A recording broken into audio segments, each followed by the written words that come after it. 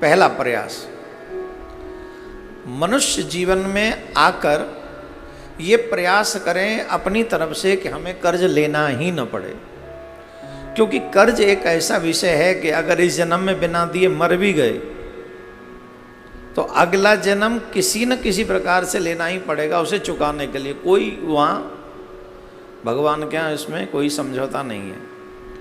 तो इसलिए हमको क्या करना चाहिए, इसी जन्म में प्रयास करना चाहिए कि हम कर्ज चुका के जाएं। और स्पेशली बैंक इत्यादि का कर्ज ऐसा शुरुआत में तो ऐसे ऐसे प्रलोभन बैंक दे देती हैं जिसमें व्यक्ति कहता अरे इसको चुकाना कोई बड़ी बात नहीं, दे देंगे। प्लस बड़ा कोई काम करना हो, कोई फैक्ट्री इत्यादि खोलना हो तो बैंक से लोन लेते हैं, बाद में कुछ स्ट्रगल हो जाता है, प्रॉब्लम होती है तो उसको चुका पाना असमर्थ मुश्किल काम होता है और फिर मतलब समय से पहले उस टेंशन में हम लोग चले जाते हैं। तो मैं यहाँ पर आपको ये उपाय सिर्फ ईमानदार लोगों के लिए जो दिल से चाहते कि नहीं हम किसी का लेके नहीं मरना चाहते, तो उन लोगों को ये जो उपाय है अवश्य करना चाहिए। और मेरा मानना ऐसा है कि अगर आप ये उपाय करेंगे, 2-3 उपाय मैं आपको बताऊंगा, 100% आप कर्ज चुकाने में सफलता प्राप्त कर लेंगे। 100% का दावा किया गया है ऐसा।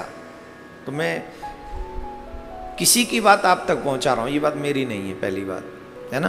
तो सुने, अगर आपको लगे कि हम कर्ज चुकाने में असमर्थ हैं तो उन लोगों के लिए कुछ उपाय हैं।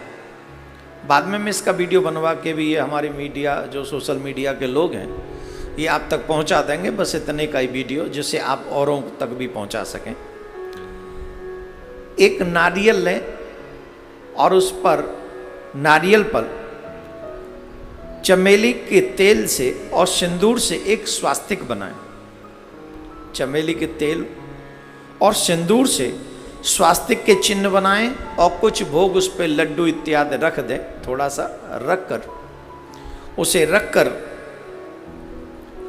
गुड़, चना, लड्डू, कोई भी मीठा जो भोग लगा सकें आप, और मंगलवार वाले दिन शाम के समय हनुमान जी के चरणों में जाके चढ़ाएं। और ऐसा आपको लगभग 5 मंगलवार करना चाहिए। अगर आप, और इसमें कोई खास खर्चा भी नहीं है, 5 मंगलवार ऐसा करें तो आपको 1-2 मंगलवार जैसे व्यतीत होंगे तो आपको पता चलेगा कि हाँ कुछ न कुछ रास्ते दिख रहे हैं। लेकिन ये श्रद्धा से करें, पवित्रता से। जब ये करें तो नहा के, स्नान करके फिर ये आपको करना चाहिए। एक दूसरा उपाय है कि शनिवार के दिन सुबह नित्य कर्म स्नान इत्यादि करने के बाद जितनी आपकी हाइट है उतना लंबा एक काला धागा लें, उतना जितनी आपकी हाइट है, और अपनी हाइट नाप के काले धागे को लेके उस काले धागे को नारियल पे लपेट के, उसी काले धागे को नारियल पर लपेट कर,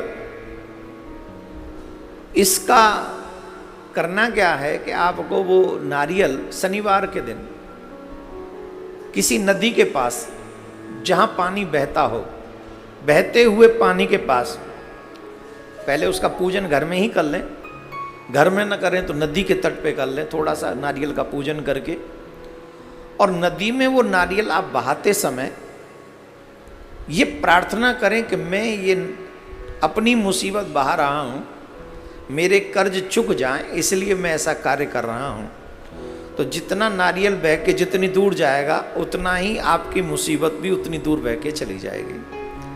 तो ध्यान रखें, शनिवार के दिन करना है और बहते हुए जल में वो नारियल बहाना है। बहाते समय जितना आप प्रार्थना कर सकें अपने इष्ट, अपने आराध्य से, उतना आपकी बात स्वीकार्य होगी। तीसरा और एक अहम, बहुत सुंदर ये कर्ज चुकाने का एक उपाय है, और इसके बाद हम कथा की तरफ बढ़ेंगे। सोमवार वाले दिन किसी वट वृक्ष के पास आप जाएं, बड़ के वृक्ष के पास, और एक लोटा जल लेकर जाएं। एक लोटा जल ले जाकर बट की जड़ में वो जल चढ़ाएं, ये याद करते हुए, ये ध्यान करते हुए कि हम बटकेश्वर महादेव का स्नान करा रहे हैं, और अपने सारे दुख वहां प्रकट करें। सारे दुख प्रकट करें, आप अपने सारी बातें कह दें, कर्ज की बातें कह दें।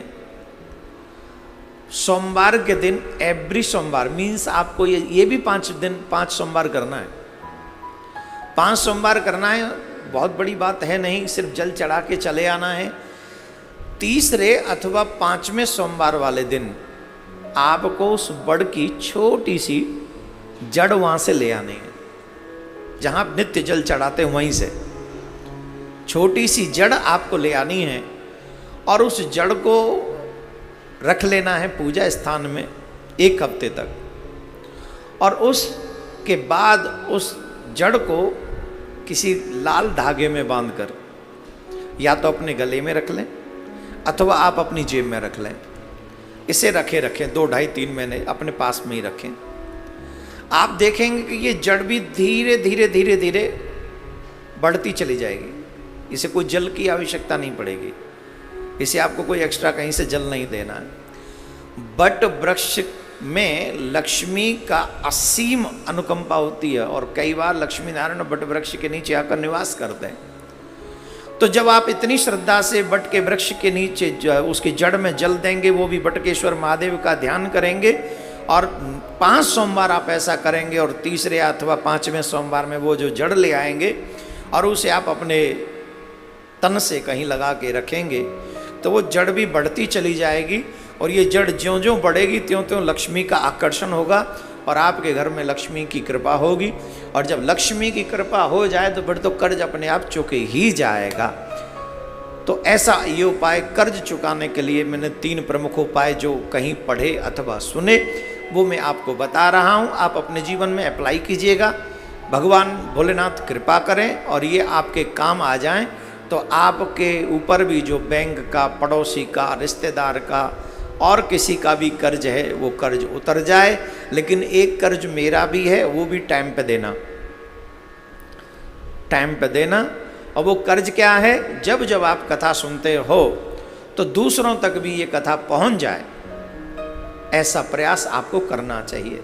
यही है हमारा, आप सुनते हो, हम सुनाते हैं, जन कल्याण हो जाए, दूसरों तक भी ये पहुंच जाए, यही हमारा मनोरथ है।